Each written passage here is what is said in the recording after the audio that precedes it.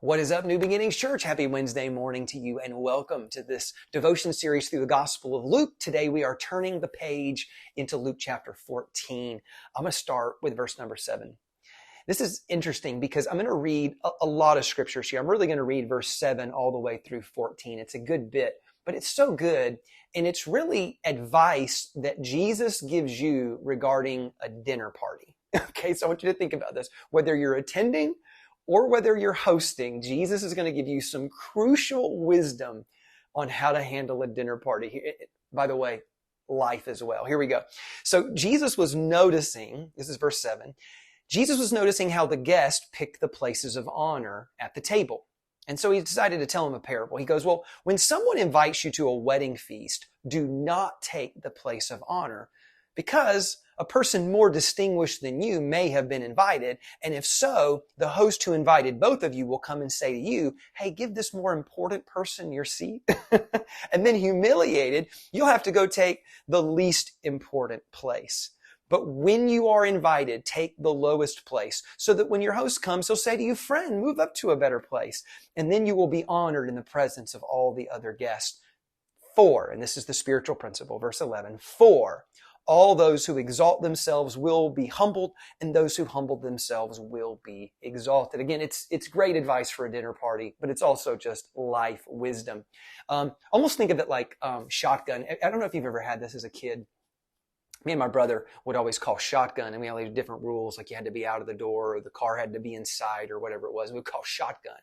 And what was funny is I remember I was with a group of older kids one time, and I got out the door and I said shotgun, and I'm probably like 12, and this 18-year-old kid looked at me like, I don't care about your shotgun, I can just punch you, that kind of a thing. And so I remember thinking, oh, I guess just jumping in the front seat and calling shotgun is not always the wise thing to do. Sometimes there's bigger kids around. And so it's kind of like that shotgun principle. Don't be just calling shotgun.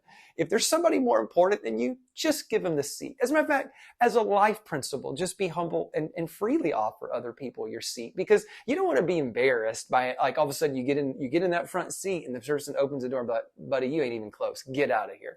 And so I learned that as a kid, but I think it's a life principle. Again, start as low and as humble as you possibly can and let God elevate you through life. That's so important. But anybody who's got to boast their own resume, who's got to brag constantly, who has kind of have a self-promotion about them all the time, it's kind of off-putting. It's a turnoff.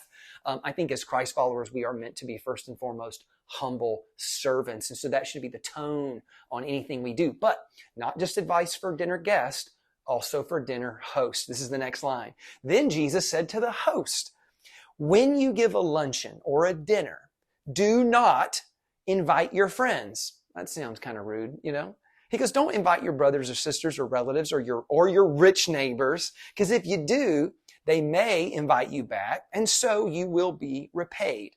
But when you give a banquet, invite the poor, the crippled, the lame, the blind, and you will be blessed. Although they cannot repay you, you will be repaid at the resurrection of the righteous. I love that last phrase, the resurrection of the righteous. And so what you're seeing is that Jesus is a part of an inverted kingdom. He's like, no, you don't go for the biggest title and the biggest seat and the biggest honor. You go humble and let God elevate you.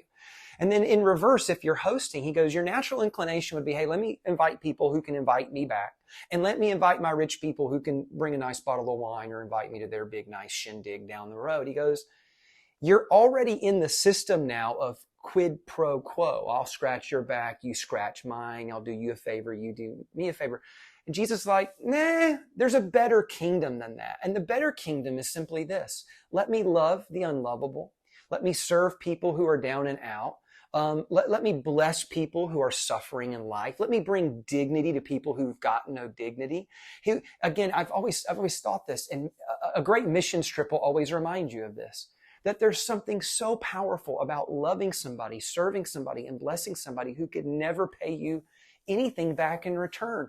By the way, that's the nature of the gospel, is that Jesus paid it all on your behalf. He did for you what you could not do on your own, and you could never repay him. And he did it simply because He loved you. And so he's wanting you to take on that same nature. Become a humble servant and go love people that nobody else is loving. Go serve people that need help and go bless people who are maybe outcast and maybe disqualified by other people in life. Go do that.